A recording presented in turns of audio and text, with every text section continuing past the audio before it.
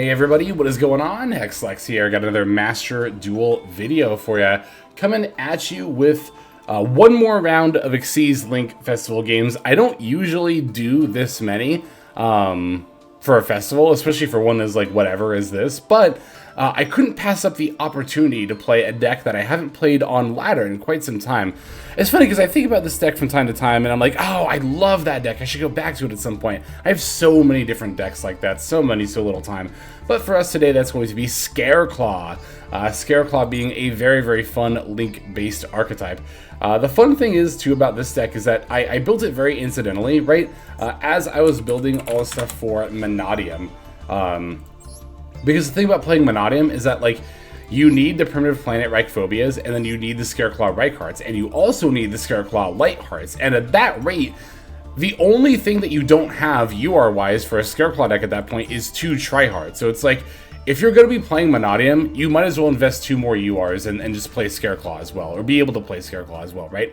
Scareclaw not being, like, the most high-powered deck in the world, but I think it is serviceable as a mid, maybe lower level, but more probably close to mid-level rogue deck. That is to say, I think that on a regular ranked ladder, you could definitely hit Master, if not Master 1, with Scareclaw if you are a dedicated pilot. So, we are playing it pretty pure. We are playing a small Kashira package here, of course, because there is some natural synergy with Scareclaw Cash. Now, on regular ranked ladder, you would want to play this archetype with the adventure stuff, and most of it is legal, but unfortunately the Wandering Griffin Rider is banned. That is one of the main incentives to play the adventure with the Scareclaw. The Scareclaw deck doesn't naturally put up any negates, nor does it need to use its normal summon monsters effect. That's why the adventure package is so good in it. But what it does offer in terms of inboard disruption is again the Scareclaw Tryhards rather. It's going to turn everything on your opponent's field to defense mode, and then it is unaffected by the activated effects of defense position monsters. I also want to say, I think Scareclaw Tryhard might be one of the most well-designed boss monsters in modern Yu-Gi-Oh! It's very similar to Baguska, but much less frustrating. I think it's the much better execution of the Baguska style effect, because Baguska, of course, not only forces everything to defense mode, but then it just negates everything that's in defense mode, and that's boring. But there is a real threat to not only putting your opponent's monsters in defense mode, it means they can't battle over your stuff, but also this being protected specifically from those monsters means that it is very hard to out a lot of the time. Excuse me. Your opponent's going to need either a spell or trap card effect or a monster effect that does not activate on the field, because of course the Tryhard is only unaffected by defense position monsters. So if a monster effect is activating in the hand or the graveyard or the banish or whatever, they're not on the field, they cannot be in defense position, therefore it can affect rather the Tryhard. And again, I think this is very, very well designed. I think that the Tryhard is very well balanced in that regard. It can be difficult to out in certain scenarios, but not impossible. And honestly, pretty much every modern Yu-Gi-Oh! Deck does have a tool to out it. It's not like an impossibly huge tower's hurdle to overcome, which is nice. So yeah, like I said here, we're playing the deck, I guess, not that much different than you'd play in Ranked Ladder. I was going to say mostly pure, but mostly you'd just be playing the adventure engine in addition to all this other stuff. Again, the cash package helps support things. Just a decent number of hand traps, a couple of nibs. For our ratios for the Scareclaw stuff, we're on 3 of each of the main deck ones, because opening one of these is like a turn 1 Tryhard, so just playing 3 of each is obviously quite good. Same with Reichheart, and then of course we have the Rhoda to search it. You only need 2 of the field spells, so don't worry about you know, if you're interested in playing this deck and you're worried about like spending a ton of UR, this deck is fairly cheap. You know, you only need 2 of the field spell. You could get away with 2 Scareclaw Reichheart, but of course in a dedicated Scareclaw deck, 3 is much preferred. Same with Lightheart, like you could get away with 1. I mean, you could, but the second one is so important for like any amount of follow-up. Like that's the thing, right? When I say you can get away with 1 Lightheart, that's saying you can do the turn 1 combo line, but if your opponent has like any way to remove this, then you're kind of SOL at that point. So second Lightheart is fairly important for that. And then Tryhard's another one where like you can get away with one, but if they out it, then you're kind of SOL. So that's why we play 2. All in all, though, even if you're playing like max copies of stuff, relative to other like modern meta decks, this is quite cheap, So, yeah, for our hand traps rather, we're maxing out on Veilers and Imperms, as we talked about in our deck building video for the festival, doubling up on Nib, we got the triple tack. I had one more random spot for a hand drop, so I played Droll, but also like I mentioned in the last one, the Twin video, in this format, the Ghost Spell actually is quite good, so in hindsight, I probably would have played that, but I don't know, I don't really care enough about festival formats to do that much experimentation. For the extra deck, we are on a few Xyz monsters, mostly just Zeus pilots, right?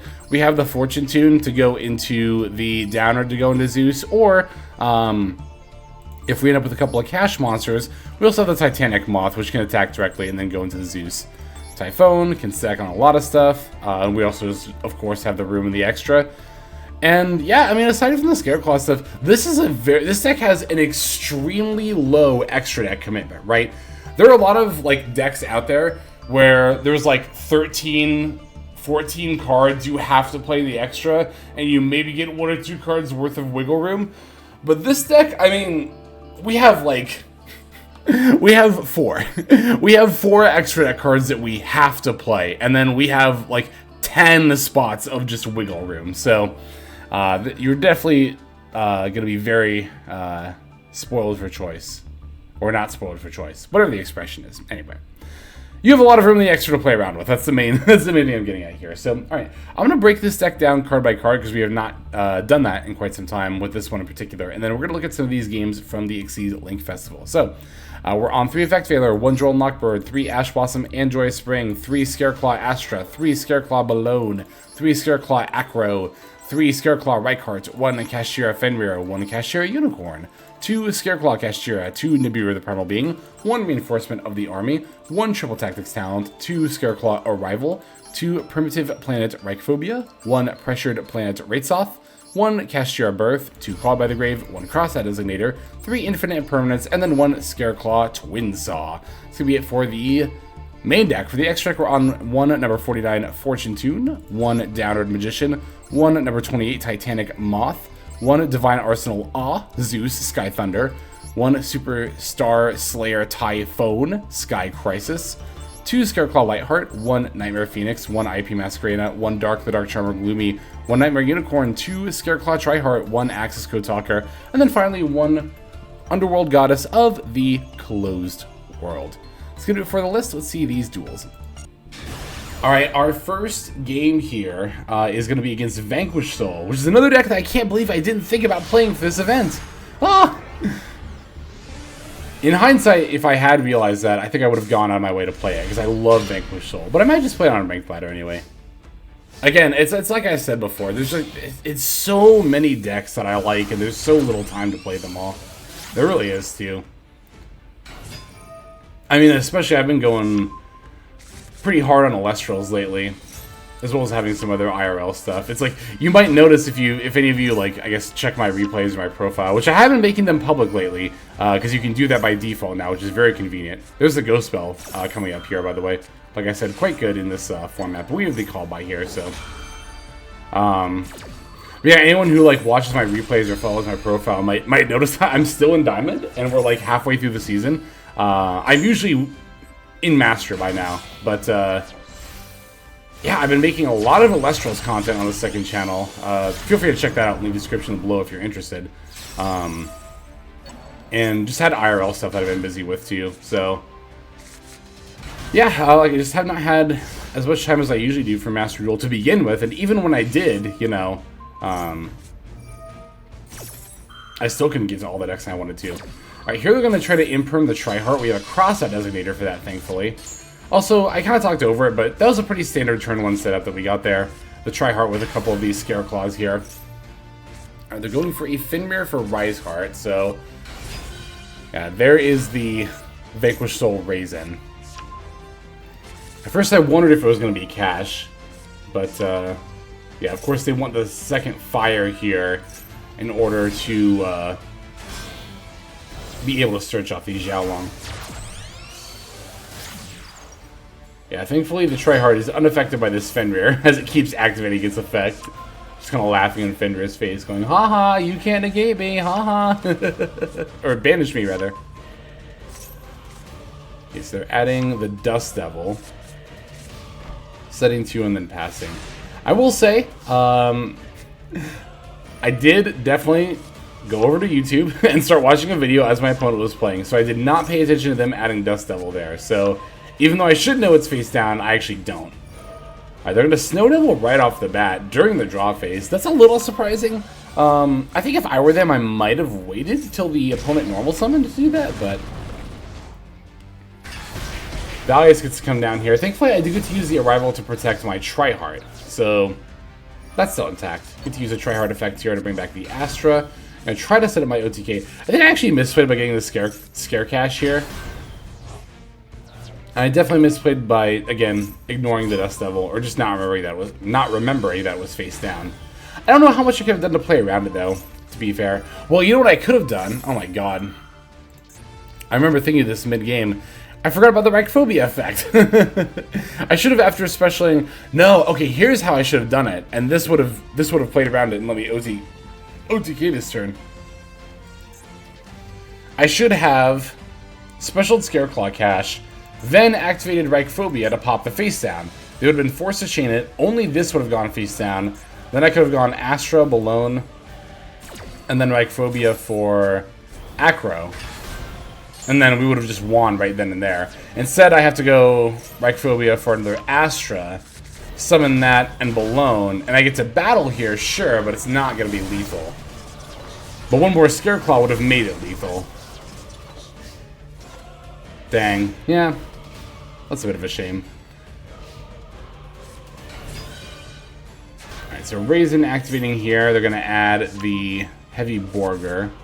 I mean, yeah, they got another turn, but they're still in a not great position here.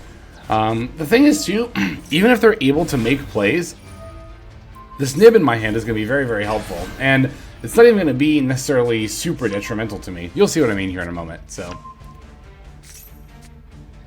Alright, looks like they're adding another Caesar Valius, or just a Caesar Valius. Revealing Druid Swarm to draw. Okay, activating the Stake Your Soul, going for a Xiaolong, another Xiaolong. Druid Swarm gets to come down here, banishing my Reichardt to special itself. Alright, Xiaolong going into the rock here. I think I actually remember what they end up going for in the grand scheme of things here.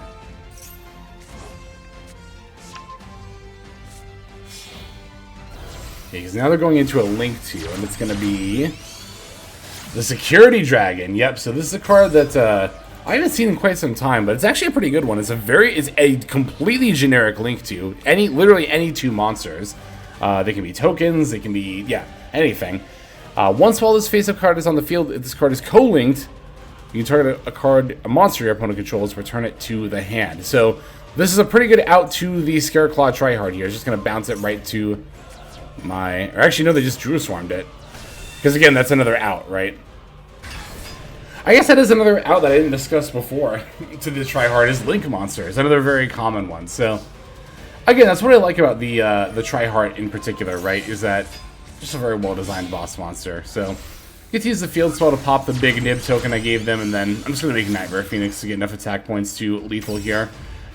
That's the funny thing about turning Scareclaws face down, especially Scareclaw Cash, is that, like, in order to flip it, I have to put it in attack mode. I can't flip it up into face-up defense mode, meaning that I do actually lose out on damage by doing that, which is kind of funny, but ultimately still going to be my victory here. So, yay. All right. Got a couple more games to show off. Let's go into the next one. And this next game has us playing against Raidraptors. It's not the loner deck either, because it's got a Cashier Raidraptor in it, so definitely not just the loner deck. We're going first again. Very good hand. Any hand where you open multiple Scareclaw monsters is going to be good, honestly, because it means you can play through Disruption. Well, Any hand where you open a Scareclaw monster plus Raidraptor means you can play through Disruption. Like here are Lightheart's going to get Ash Blossoms, but that doesn't matter because Lightheart was going to search the field spell, which was just going to search the Raidraptor anyway. So we just special summon the Raidraptor and then grab the Scareclaw Arrival, which we can activate to bring back the Balloon.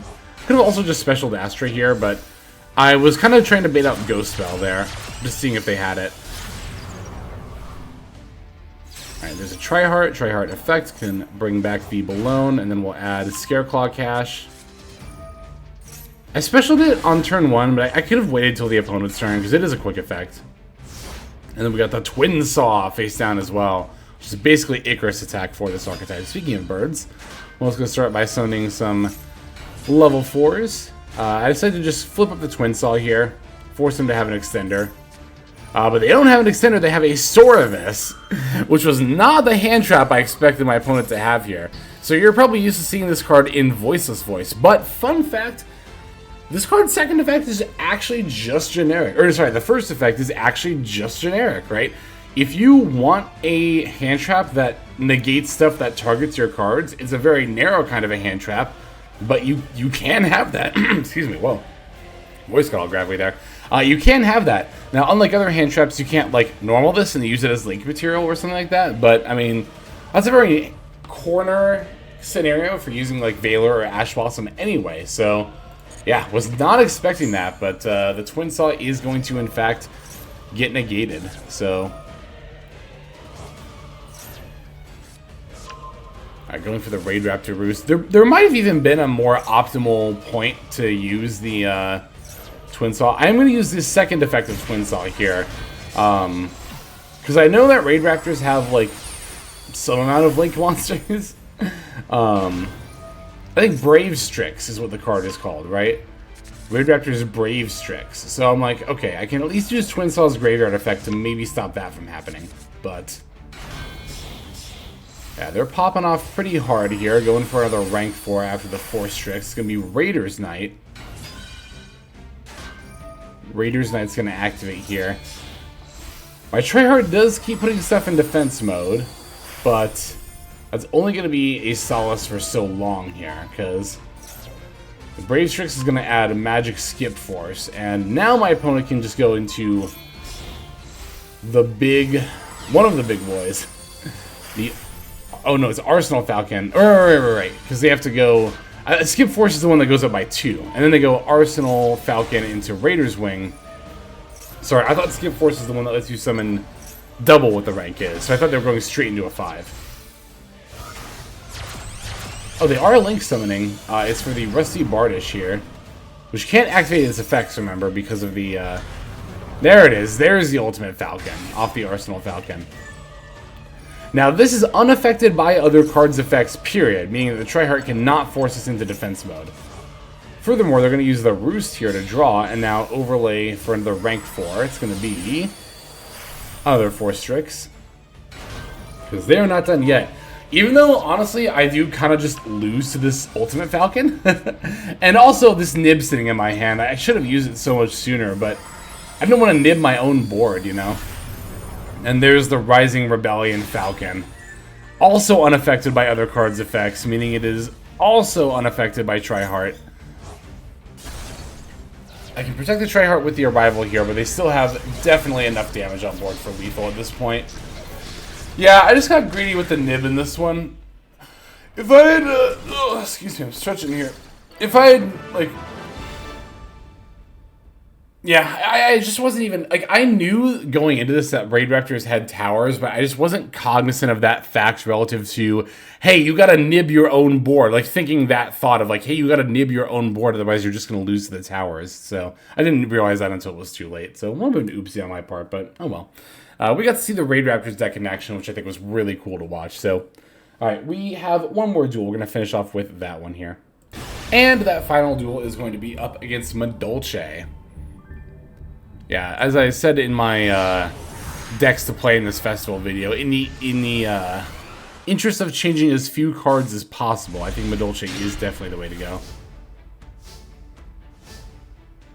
Alright, starting off with the Balloon here, and we have multiple extenders in hand, which is great. We have the Rhoda, we have the Raidraptor, and the Arrival. Having the Arrival on hand is great too, because it means we can search Twin Saw off the right card. We don't have to go for the Arrival, you know. Yeah, I'm getting Scareclaw cash here off the field spell, because like I already have the access to right card, so I'm just special that and activate to grab Twin Saw, like I said. Now Arrival can get back the Balloon. Here's the Ghost Spell from our opponent. Again, that Ghost Spell has been coming quite a bit.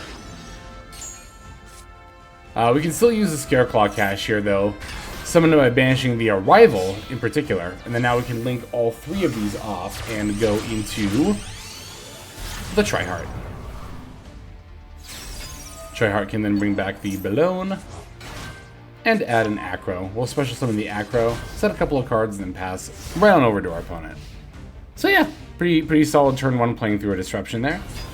Madolche coming down. I'm going to turn that to defense mode and let them add a Mewflay. That was a pretty strange add. Madolche definitely doesn't usually play Mewflay, but they're going for the Petting Scizor off the Vanquish here, which is pretty cool.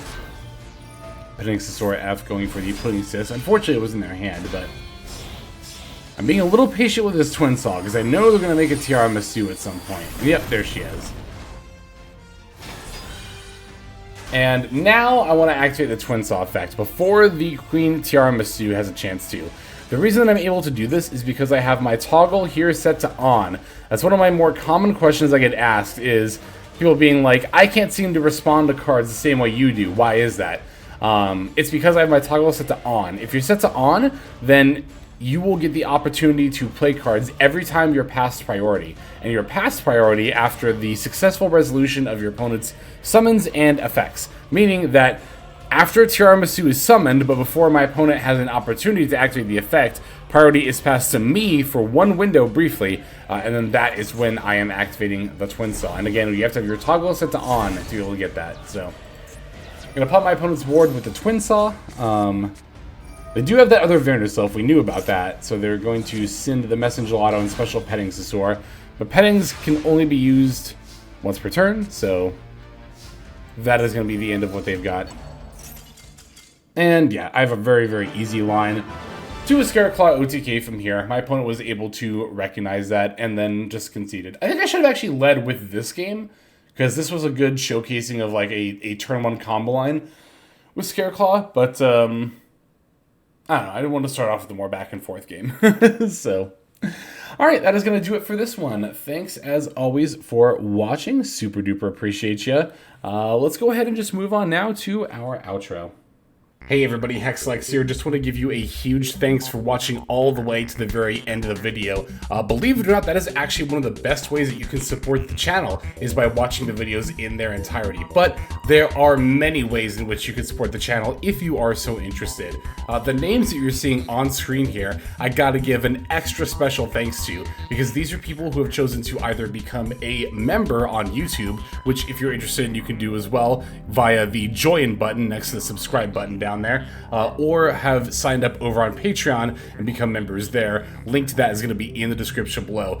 Without the support that is being offered by, again, all the people that you're seeing on screen right here, I would not be able to take the time to dedicate to uploading daily YouTube videos. So thank you so very much. But there are also other ways you can support as well. Again, link to the description below. If you like my deck tracker that you'll see in a lot of my videos, the Untapped Companion, you can download that for free, and if you use my affiliate link down there, then that also goes a long way towards supporting the channel. That's again free. So is subscribing here on YouTube. That's also free and a huge way to support. You can also check out Twitch, once again linked in the description below. Following and subscribing over there will not only support as well, but also give you notifications of when I go live if you want to catch some of the live streams. But really, no matter how you choose to support, it all adds up and it all definitely means the world. So thank you, each and every one of you. For now, this is Hexlex. I'm going to be signing out. But more than that, I'm hoping that you have a fantastic day.